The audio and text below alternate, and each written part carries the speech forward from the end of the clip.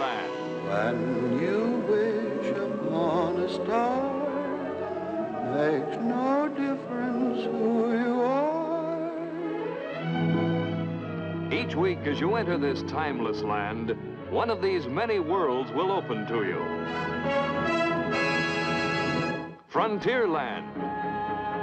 Tall tales and true from the legendary past. Tomorrowland. Promise of things to come. Adventureland. The wonder world of nature's own realm. Fantasyland. The happiest kingdom of them all. Presenting this week,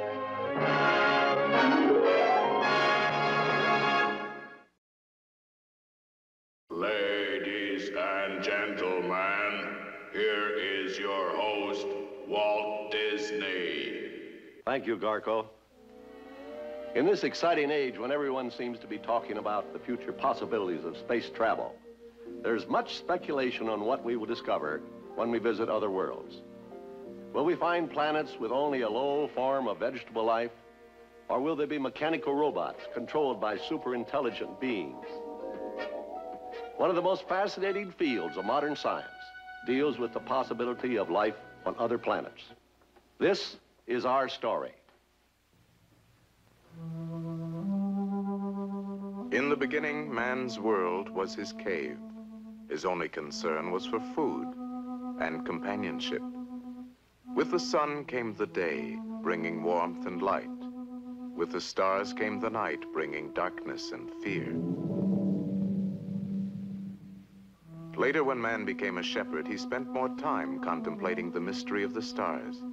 Because they moved, he believed them to be living things, possibly the children of the moon breaking away when the moon grew smaller. Then he noticed the reappearance of star formations he had seen before. Where had they come from, and where were they going? An important discovery. The stars fell into the sea. Man's conception of his world had expanded. The earth was an island floating in water, circled by a glittering ring of heavenly objects. As man learned to till the soil, he associated the stars with events of good and evil. When the bull was in the heavens, he planted his crops. This was good. Aquarius, the water carrier, brought the rains. This was also good. With the Virgin of the harvest, the crops were gathered. This was very good. But Draco the dragon brought pestilence and famine. This was evil. Then man began to build cities with towers to bring him closer to the heavens. Man became an astronomer. He sought a more logical explanation for the earth and the heavens above. The earth, he thought, must be flat with its roots deep in celestial waters. In time, he changed the roots to stone pillars to afford easier passage for the stars in their nightly journey. Later, elephants were substituted because of their great strength. To support the elephants, he added a gigantic tortoise who pulled the universe through cosmic waters with infinite slowness. The Egyptians, who loved to draw, represented Earth as a reclining figure with a star-filled sky bending over the top. Shu, the god of air, kept them apart, while the sun and the moon sailed back and forth in a small boat. The Greeks were among the first learned men of astronomy. These great philosophers gave the world many profound conceptions of Earth and space. Plato said, "I have found the Earth to be the perfect shape of a cube, standing in the center of the universe, with all other heavenly bodies scattered round and about." Anaxagoras had this to say, "Being in the center of the universe, the Earth is assailed by the rotating ether, which tears away bits of Earth, flinging them outward, setting them afire, creating stars and planets." Then there was Aristarchus. Gentlemen, I disagree. The sun is obviously in the center, with the Earth and other planets traveling in circular paths. And thus the sun... Finally, there was Ptolemy. "Learned men of science, I have listened to all your arguments. I now decree that our great Earth stands immovable as the hub of the universe, the supreme center of intelligent thinking. Thus, Ptolemy's decree was blindly accepted as the law of science for over 1,000 years. Free and logical thought was stifled by a black period of stupidity, superstition, and sorcery.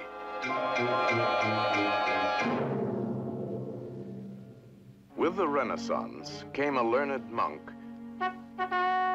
Nicholas Copernicus. He proved mathematically that the Earth was not the center of the universe, but was merely one of many planets circling the glowing sun. In 1610, Galileo published his Sidereus Nuncius, in which he vividly described the wonders of the heavens as seen through that great new invention, the telescope. The planets were not spots of light, but were spheres like the Earth. Jupiter had belts of color. Venus had phases like the moon. Saturn had a gorgeous ring, and Mars was round and red. People began to speculate about life on other worlds. One of the first to describe people of other planets was the romantic Frenchman, Bernard de Fontenelle. While walking with a young lady in a garden, he discusses with her the possibility of life on other worlds. She is delighted with the prospect of learning astronomy. The sun is a boiling ball of liquid gold. The inhabitants cannot see these riches. They are blind. Mercury is so close to the sun that the people are crazy with the heat. Venus is the planet of passion. People do not cook because they live on air, music, and love. The men of Saturn are very cold and miserable. They never move from the spot where they are born. Jupiter is so big that people never see or meet other people. Mars is very populated with luminous birds who do not fly.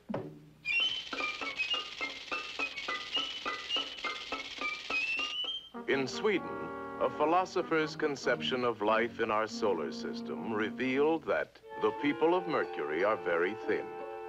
They have tremendous memories.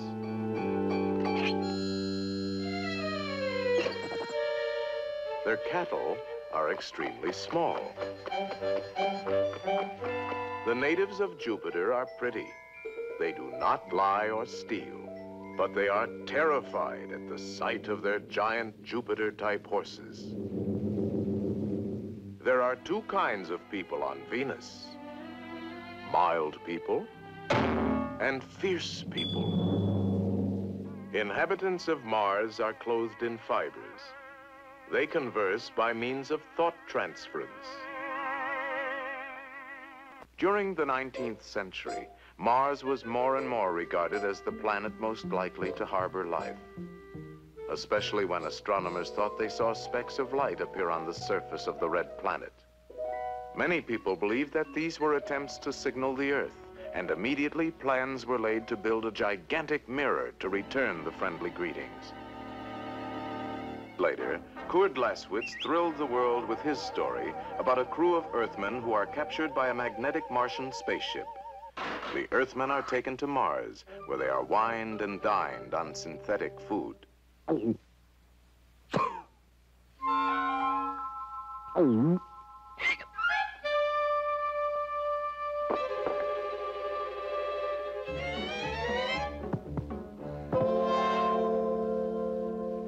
In a story by Robert Brain called Messages from Mars, a sailor is marooned on a lonely island off Madagascar. He discovers a rare and powerful telescope planet, which he immediately focuses on Mars. The Martians he sees are exactly 10 feet tall.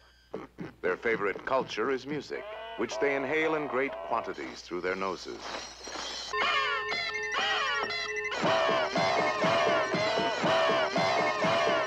As the 20th century dawned, H.G. Wells excited countless imaginations with his approach to life on Mars. In his War of the Worlds, he describes an invasion of the Earth by octopus-like creatures who are encased in giant fighting machines. With their heat rays and poisonous gases, they are quite invincible until they encounter the common germs in our atmosphere.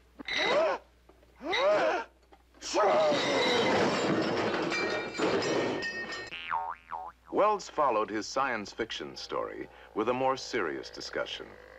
He reasoned that plants would grow taller and thinner in the weaker gravity of Mars, and insects would probably be larger than those on Earth. The Martian animals, covered with fur or feathers during winter, would lose their covering with the coming of summer. The people of Mars would probably walk on their hind legs, their barrel-chested bodies covered with a coating of down. Their ample skulls would be crammed with intelligence, and their trunk-like noses indispensable for feats of engineering. Edgar Rice Burroughs supplied his readers with a complete Martian dictionary. Barsoomian, warlike people of Mars. Human bipeds with variegated color characteristics. Banth, Martian lion, dwells in Dead Sea areas, is carnivorous, has 10 legs. Kalat, a pony-sized Martian dog with a frog-like head. Thoth, a dog-sized Martian horse with about 8 legs.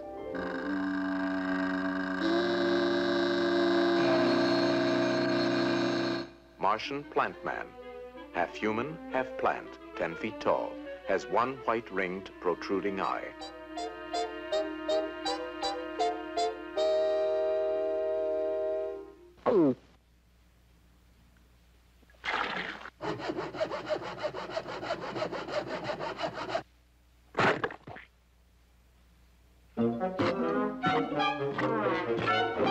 Through the years, there have been frequent rumors that Martians disguised as Earthmen walk amongst us. These stories are perhaps strengthened by the thousands of reports of unidentified flying objects passing in an endless procession across our skies.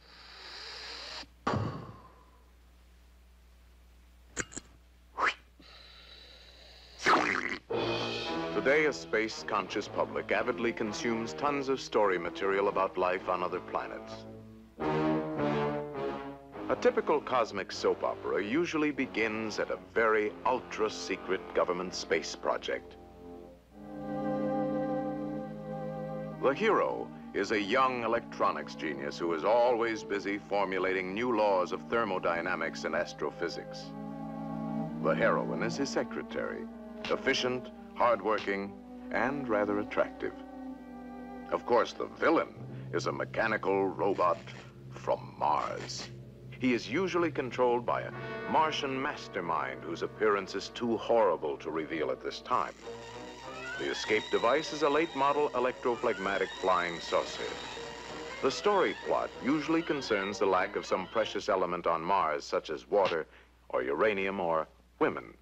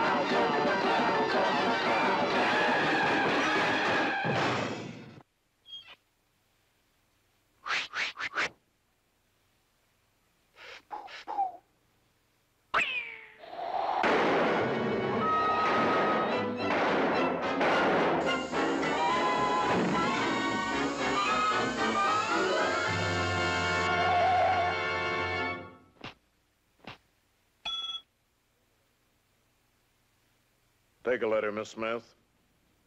Gentlemen, after due consideration and thorough calculation, it is my unequivocal opinion that there is absolutely no life on the planet Mars.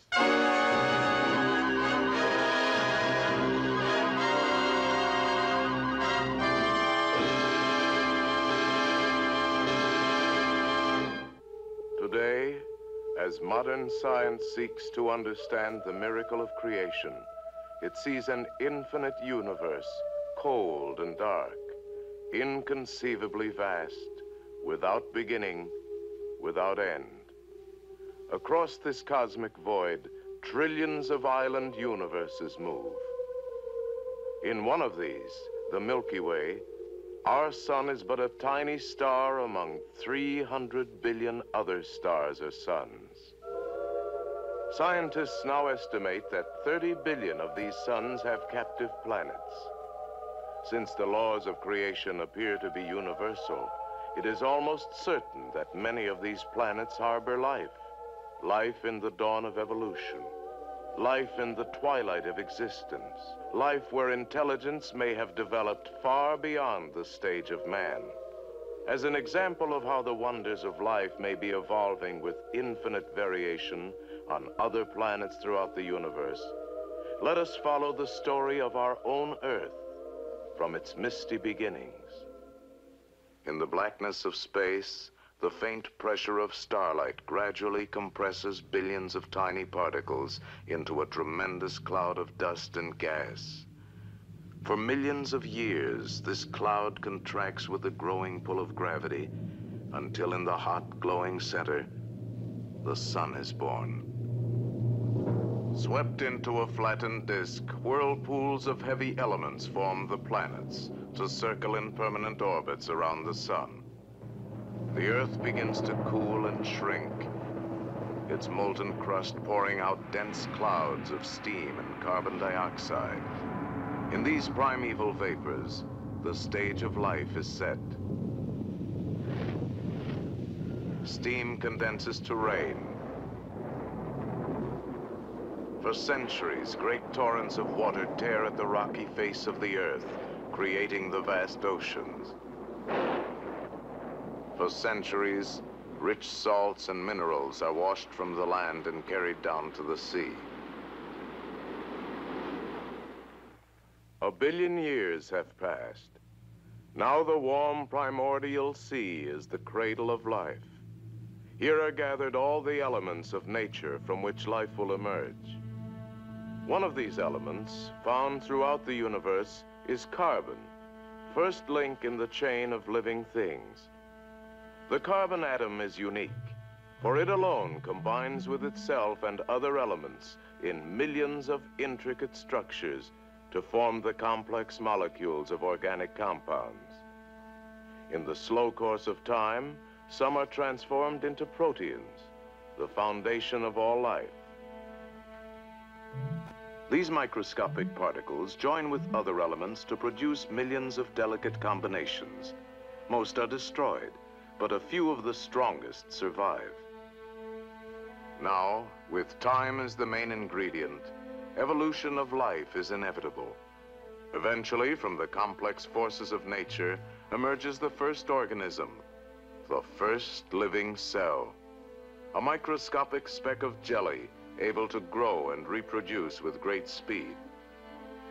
As the eternal process of change continues, some cells group together in colonies, and from these evolve blue-green algae, the first primitive plants. In shallow pools, the chlorophyll of these plants converts the energy of sunlight into living tissue. For the first time, great quantities of precious oxygen are released, making possible ever higher forms of life. Ages roll by. The first minute cells of animal life appear, dependent on oxygen from the plants to survive. In the millions of centuries that follow, an infinite variety of plant and animal life begins to unfold.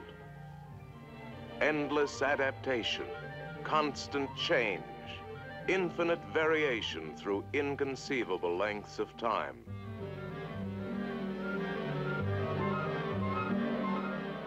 At last, from the maternal sea, life emerges ready to challenge the hostile forces of a new environment. The pageant of living things spreads across the face of the land.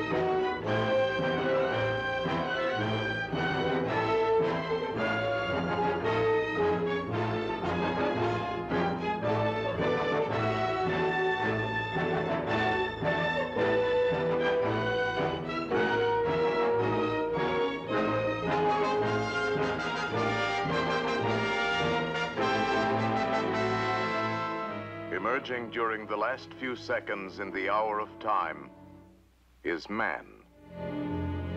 Nature has created in man its most complex mechanism. The chemical processes that keep man alive are dependent on a never-ending supply of oxygen and constant body temperature. He automatically maintains an internal temperature of 98.6 degrees.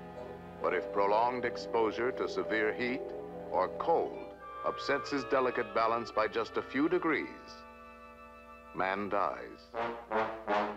Yet, given proper protection, man can carry on his everyday life within a temperature range of about 100 degrees.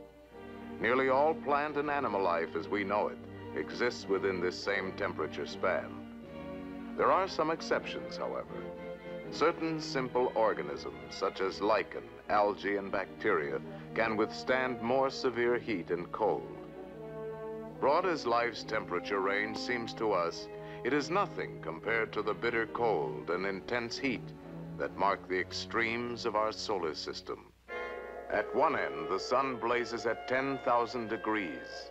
Its radiant heat dissipates rapidly until after 1 billion miles we find the outer planets, Uranus, Neptune, and Pluto, at temperatures of more than 300 degrees below zero. Here on Pluto, the distant sun glows but faintly over silent landscapes of frozen gases and lakes of liquid ammonia. Here, an Earthman would succumb in 15 seconds from the complete lack of oxygen, his body freezing solid in a few minutes. Moving nearer to the sun, we find Saturn. In spite of its majestic beauty, the poisonous atmosphere of ammonia and methane gas would be a death trap. Jupiter is closer to the sun, but is still intolerably cold at 200 degrees below freezing. Like Saturn, its air is poisonous. Again, man would quickly suffocate from lack of oxygen, his frail body torn by dense gases, blowing in gales up to 400 miles an hour. These outer planets are far too cold and hostile for life as we know it. On the other hand, if man should visit Mercury, the planet closest to the sun, he would find it much too hot for life to exist. Mercury is a small and airless world, with one burning face turned always to the sun. Man's blood would boil in this vacuum, and his lifeless body would be incinerated in seconds. As we move away from the sun toward the Earth, we enter the temperature zone favorable to life. In this golden zone are the orbits of Venus, Earth, and Mars. There may be life on Venus, but we know very little about our sister planet, for her mysteries lie shrouded beneath an impenetrable mantle of dense clouds. Beyond the Earth, at the outer fringe of life's temperature zone, is Mars, the third planet in our solar system where life could exist. Even though scientists think Martian conditions are severe, they believe that if man journeyed to Mars, he could survive here with moderate protection. He would need his own oxygen supply and some sort of protective covering. But life could be almost normal within pressurized houses and pressurized cities. Today, as we face the serious problems of overpopulation and depletion of natural resources, the possibility of Mars becoming a new frontier is of increasing importance in our plans for the future.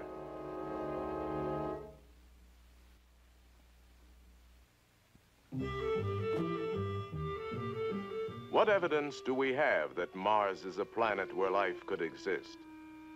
To answer this, we must search through the archives of astronomy. Here we find that from earliest history, Mars has been an object of great interest. To the ancients, Mars was only a wandering bright light in the sky. It was the blood-red symbol of war. But to Galileo, the first man to see it through a telescope, Mars appeared as a glowing red disk where sometimes a shadow appeared on one side. As telescopes improved, astronomers began to notice mysterious markings, which they carefully recorded with drawings. Each decade brought new discoveries. It was found that Mars rotated on its axis like the Earth. It had white spots at the north and south poles. The dark areas seemed to be permanent shapes. In 1781, astronomer Sir William Herschel, using a telescope of large proportions and increased accuracy, discovered that the white polar caps of Mars increased during the Martian winter and decreased with the coming of summer. By 1840, interest in Mars had mounted to the point where the first crude map was attempted outlining the areas thought to be continents and seas. Then, one clear night in 1877, Giovanni Schiaparelli made an historic observation. He saw the surface of Mars crisscrossed with a network of lines which seemed to connect the dark areas.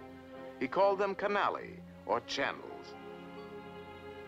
The American astronomer Percival Lowell was so intrigued by Schiaparelli's findings that he built an observatory in Arizona dedicated primarily to the observation of Mars. Over a period of 20 years, Lowell and his assistants kept a nightly vigil whenever Mars was in the sky. A very important clue in the Martian mystery was uncovered by Lowell. When the polar caps increased in the fall and winter, the dark blue-green areas turned a brownish purple and grew fainter. With the coming of spring and summer, the polar caps receded. The blue-green areas gradually appeared again. This led Lowell to believe these regions must be great expanses of vegetation, irrigated by the melting snows of the ice caps. Lowell theorized that this was accomplished by the large network of canals. He realized that it was impossible to see a clear picture of Mars because of the disturbing movement of the Earth's atmosphere. Nevertheless, he maintained that the canals appeared too symmetrical and well organized to be accidental. Lowell concluded Mars to be a dying planet inhabited by intelligent beings who, with their giant network of waterways, were fighting a desperate battle for survival. Many of Lowell's interpretations of what he saw on Mars have been questioned by other astronomers. Some observers claim that the canals are only optical illusions, which, if seen up close, break up into natural formations. There have been other mysteries to puzzle astronomers. Recently, an observer saw a bright flare of light suddenly appear and then slowly fade away. Was this an atomic explosion or a volcanic eruption? Or was it some sort of interplanetary signal? No one can say. In 1954, observers found that a new green area about the size of Texas had emerged from the red desert during one Martian season. Is this a new section opened up to irrigation by intelligent beings, or merely a natural phenomenon? Then there was a peculiar W-shaped cloud that over a period of months formed every day during the Martian afternoon. Was it another signal, or was it only a Martian dust storm? Today in Flagstaff, Arizona, the observatory established by Percival Lowell is actively engaged in a modern program of Martian research. The large 24-inch refracting telescope still plays an important role in solving the puzzle of Mars. A member of the observatory staff for 50 years is the senior astronomer, Dr. E.C. Slipher, who is considered to be one of the world's foremost authorities on the planet Mars. Whether or not there is life on Mars is pure speculation. Before we imagine our neighbor as a planet teeming with super-intelligent beings and exotic plants, let us first consider some of the facts about Mars that astronomers generally agree on. We know that Mars moves in an elliptical path around the sun, and it takes a little less than 2 Earth years to complete the trip. Since Mars travels almost twice as slow as the Earth, we can only observe the planet close up every 2 years. Mars occasionally comes as near as 35 million miles. We know also that Mars is about half the size of Earth, and its gravity is 1/3 as strong. Like the Earth, Mars rotates, and its day is approximately a half-hour longer than our own. It has 2 tiny moons which revolve about the planet at great speeds. Also, like the Earth, its axis is tilted, creating the seasons of spring, summer, fall, and winter. In speculating about life on Mars, we must consider these 3 important factors: its air, its temperature, and its surface features. To roughly determine what sort of air Mars has, we use a spectrograph. This instrument simply breaks the light received from Mars into a band of colors like a rainbow. By analyzing this spectrum picture, astronomers find that the Martian atmosphere is quite different from that of the Earth. It probably consists mostly of nitrogen and a small amount of carbon dioxide with little or no free oxygen. The temperature of Mars is given by the thermocouple, an instrument so sensitive it can measure the heat of a candle 40 miles away. It tells us that the temperature of Mars sometimes reaches a balmy 85 degrees during the day, but drops to 95 degrees below zero in the coldest part of the night. There's a certain amount of guesswork about the surface of Mars. We can see that it's a rosy orange color with patches of darker green. But what causes this coloring, we are not sure. These bright regions could be dry, sandy deserts like our Sahara. Light from Mars is too faint to obtain an instantaneous photograph. An exposure time of at least 1 second must be used. Unfortunately, this isn't fast enough to keep the movement of the Earth's atmosphere from blurring the final photo. For this reason, photographic proof of the Martian canals has never been obtained. With the meager information that has been accumulated over a period of years, astronomers cannot draw too many definite conclusions about Mars. We realize there are probably certain unavoidable errors in our calculations, any one of which could make a big difference as to whether or not there is life as we know it on Mars.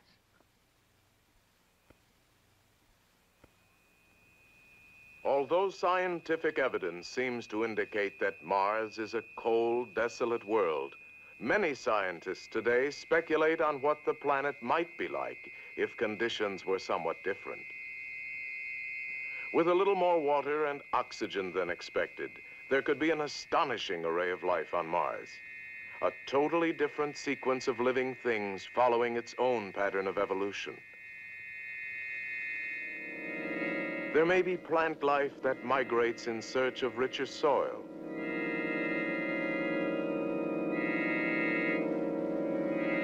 There may be plants that feed on other plants.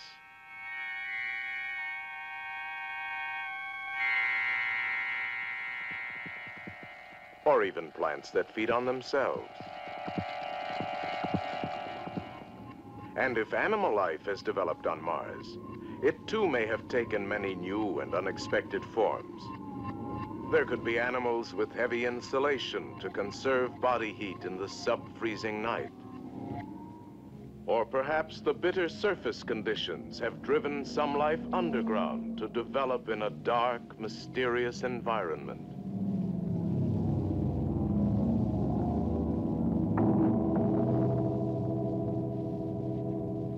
If it is true that there are dust storms on Mars, life could have evolved ways of protecting itself. On the other hand, there might be creatures that actually thrive on the ever-present dust. Some organisms working with powerful digestive acids may be able to feed directly on minerals in the rocks, leaving a fantastic Martian sculpture in their wake.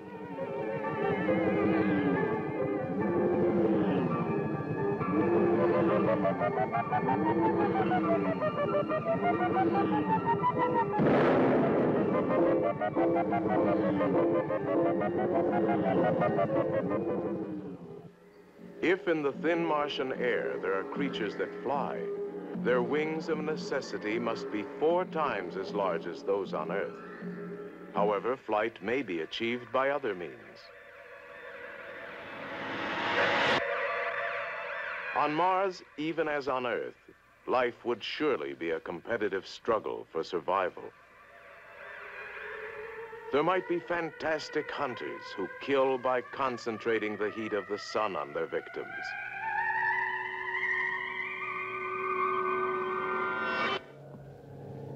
Devastating creatures that envelop their quarry in shrouds of poisonous gas.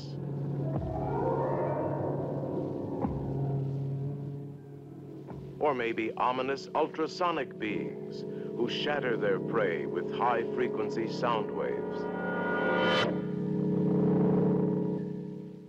It is possible that entirely new chemical patterns of life may have developed on Mars. Life based on the silicon atom instead of carbon would be more resistant to the extreme cold, providing a whole new range of weird forms. Feeding on the drifting sand, tall crystal spires may grow to maturity in a single day, to be shattered in a crescendo of destruction during the cold Martian night.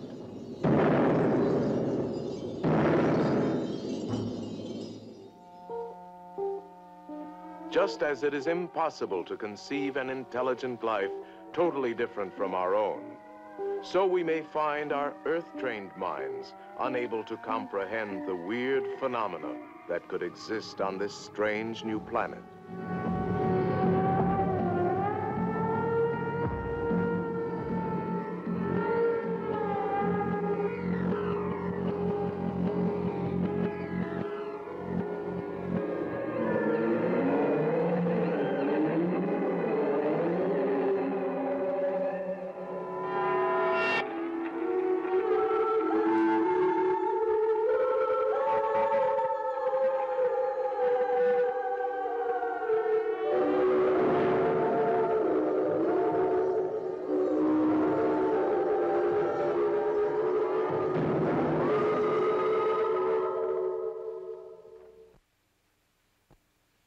For the past half-century, the intriguing possibility of traveling to Mars in a spaceship has challenged the imagination of many men.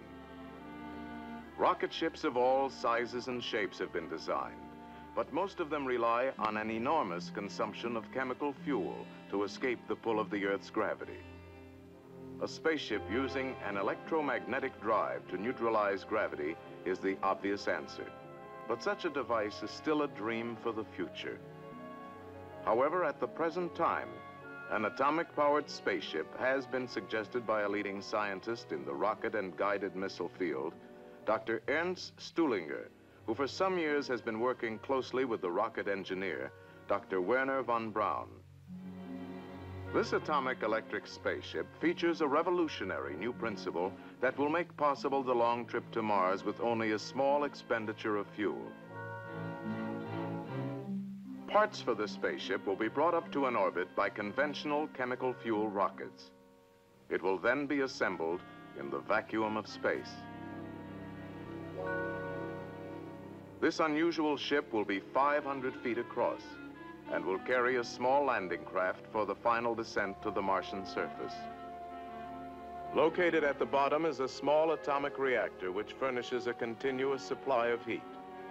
This heat turns silicon oil into steam. After rising up a central pipe, the steam drives a turbo generator which produces electricity to run the ship. The steam is condensed in a giant circular cooler and used over and over again. In the thrust chamber, a platinum grid is electrically charged. The metallic element cesium is vaporized and blown through the white-hot grid. This ionizes the cesium atoms, and they are then electrically blasted out into space at the rate of billions per second. This thrust pushes the ship in the opposite direction. The atomic electric spaceship can operate continuously for a period of years. At the top of the ship, away from the dangerous atomic reactor, is cargo space and quarters for a crew of 20 men. Mounted outside on the thrust chamber assembly is the auxiliary landing craft. When our ship reaches Mars, the landing craft will be released, carrying men and supplies to the planet's surface. A drag chute will gradually slow the landing craft as it streaks into the Martian atmosphere. A few seconds before touching down, the main rocket motors will be fired and the craft will land gently on its nose. Later, the exploration party can return to the mothership by blasting off in the tail section of the landing craft. Here is the plan for our trip to Mars. It will take 13 months and 6 days. Starting 1,000 miles above the Earth, the spaceship will slowly accelerate for 4 months before escaping the Earth's gravity. For the next 7 months, the ship will follow a curved path, finally entering the gravitational field of Mars. An additional 2 months will be spent spiraling into a circular orbit 620 miles above the Martian surface.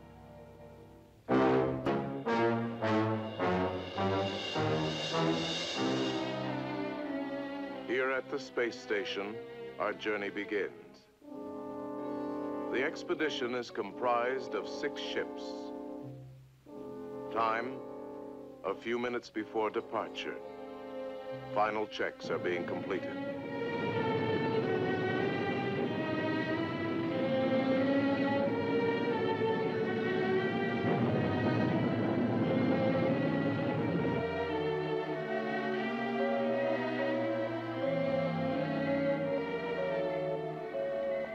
At 0 hour, the thrust chambers are fired. We are underway.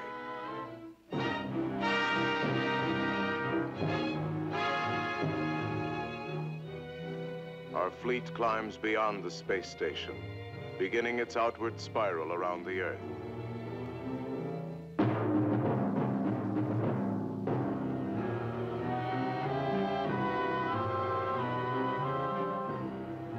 The speed is increasing steadily.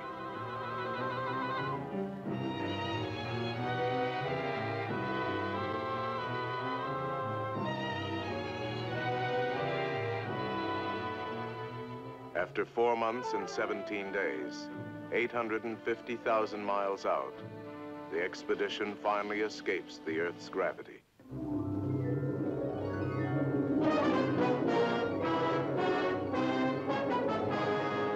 At 6 months, 14 days, our speed has increased to 75,000 miles per hour. Mars is steadily increasing in size. The halfway point has been reached. The thrust chambers are reversed. Deceleration begins. The Earth grows smaller.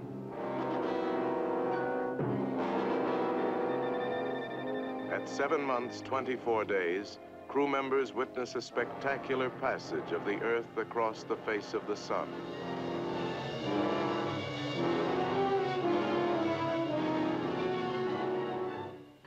Three months later, the expedition is 700,000 miles above Mars, and the 45-day spiral in toward the planet is begun. Now, for the first time, the tiny Martian moons Deimos and Phobos are visible to the unaided eye.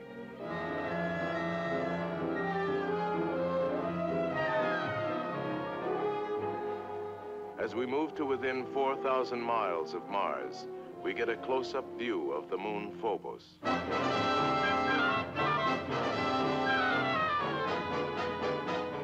After 13 months and 6 days, our voyage to Mars is finally completed. The ships are orbiting 620 miles above the surface of the planet. Before exploration begins, test missiles are fired to sample the strange new atmosphere.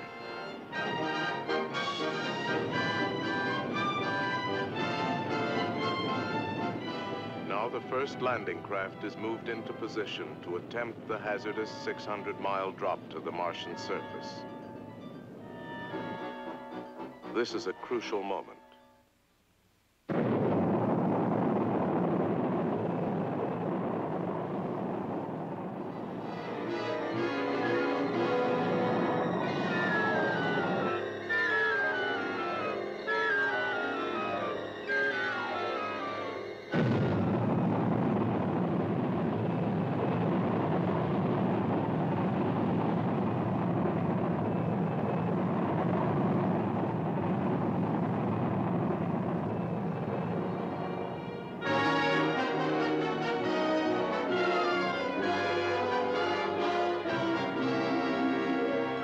When Earthman finally walks upon the sands of Mars, what will confront him in this mysterious new world?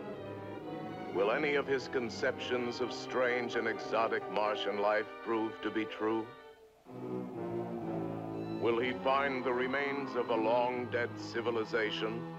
Or will the more conservative opinions of present-day science be borne out with the discovery of a cold and barren planet where only a low form of vegetable life struggles to survive? These questions will be answered by our space pioneers of the future. In solving the enigma of the red planet Mars, man may find a key that opens the first small door to the universe. Carried forward on the wings of modern science, man in the years that follow may discover the miracle of life as it exists in all its countless forms throughout an infinite creation.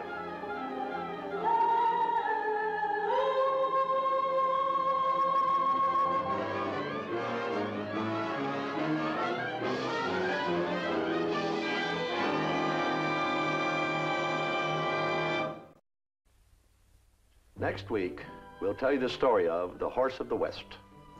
Rugged, intelligent, and highly trained, the hard-working quarter horse has been and still is a prime factor in the growth of our great Western cattle empire. And his bloodlines are guarded as carefully as those of the most prized thoroughbred. Our program next week tells you this exciting story. Next week, from Frontierland, Walt Disney brings you a stirring saga, The Horse of the West, with Rex Allen as your storyteller, revealing for the first time the dramatic, authentic story of the most famous cattle empires of the West, of California, Arizona, Texas.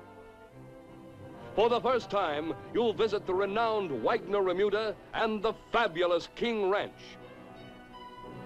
For the first time, you'll actually see what the cowboy and his horse are like as you live their real-life adventures on the open range. You'll meet the lovely, versatile, talented Elena Vasquez, a name that is legend in California ranching history. Here in this robust land throughout the years, men have dedicated themselves to the breeding of greatness in horse. Their endless studies, their care and affection have developed the regal bloodlines of the quarter horse, the aristocrat of the cattle country. Sturdy of muscle, incredible stamina, speed of the wind, magnificent of heart and spirit, and gifted with just plain cow sense. Against this sweeping panorama of romance and adventure, of horses and men, moves the poignant and dramatic story of the little filly Bay Lady, last of her bloodline of famed quarter horses. Miss Vasquez, I guess you've hit a soft spot in me, but I'm gonna let you have that filly. Do you mean it? We'll wean her in about 6 months, and I'll ship her out to you. You'll never regret it. Your emotions will be stirred by the tragedy that comes to the little filly when her life has just begun. You'll surrender your heart to the lame white work mare who gave her foster motherhood. You'll respond to the swift-moving drama when the caprice of fate passes Bay Lady from one to another, yet never losing her proud heritage. Yes, Bay Lady was truly a child of chance. No one can remain untouched by the suspense-filled moments when Bay Lady and her firstborn are trapped in the mountain fastness, alone, helpless, with danger closing in. Be with us next week in Frontierland to experience one of Disneyland's great thrills and adventure in Walt Disney's The Horse of the West.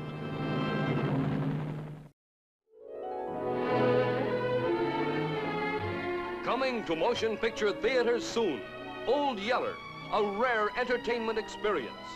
From the deeply moving story of Fred Gibson's best-selling novel comes a new Walt Disney motion picture, sure to touch the hearts of everyone, everywhere.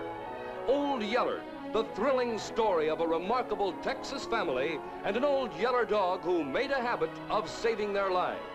Old Yeller, co-starring Dorothy McGuire and Fess Parker. And Old Yeller himself, friend when he wanted to be, fighting fool when he had to be. Walt Disney's dramatic new movie, Old Yeller, coming to motion picture theaters soon. This has been an ABC Television Network film presentation.